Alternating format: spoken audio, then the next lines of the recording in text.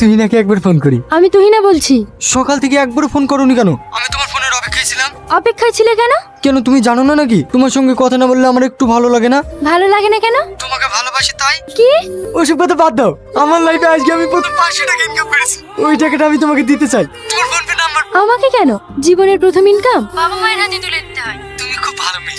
এতদিন ধরে তোমার সঙ্গে কথা বলছি, অথচ তোমার ঠিকানাই জানি না। তোমার ঠিকানাটা বলবে? তুই না, এটা কি প্রেম করার জায়গা? তোমাকে এখানে রাখা হয়েছে কাজটার প্রবলেম জেনে সেটা সলভ করার জন্য, তার সাথে প্রেম করার জন্য না।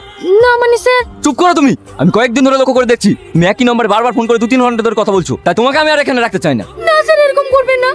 আপনি তো সবই জানেন, আমার বাড়িতে অসুস্থ বাবা আছে। চাকরিটা চলে গেলে আমি খুব সমস্যায় পড়ে যাব। সেটা তোমার আগে ভাবা দরকার ছিল। তুমি এই মুহূর্তে এখান থেকে বেরিয়ে যাও। আব্বা, আব্বা, তোমার খুব কষ্ট হচ্ছে আব্বা? খুব কষ্ট হয়েছে মধু। চিরতলা ওষুধটা দে, আমি একটু সুস্থ হয়ে যাবো। আব্বা, ওষুধ তো পড়ে গেছে। মরে গেছে। আব্বা, তুমি একটু সহ্য করো, আমি এক্ষুনি ওষুধ নিয়ে আসছি। কি ব্যাপার, তুমি এভাবে দৌড়াচ্ছ কেন? কোথাও কি যাবে? আমাকে একটু ফার্মেসিতে পৌঁছে দিন না, আমার আব্বার অবস্থা খুব খারাপ। ঠিক আছে, তাড়াতাড়ি উঠো। তাড়াতাড়ি এই ওষুধগুলো দিন তো। আপনার 950 টাকা হলো। হ্যালো রাহুল, আমাকে ফোন পেতে 500 টাকা দে না, আব্বার ওষুধ কিনতে কম পড়েছে। তুই না, তুই তো সবই জানিস, এখন আমাদের স্যালারি ঢোকেনি, তো তুই একটু অন্য কোথাও ট্রাই করে দেখ না। হ্যালো পূজা, আমাকে 500 টাকা দেন না, আমার ভীষণ দরকার। ফোন করলেই শুধু টাকা আর টাকা, রাখ ফোন। এই নিন।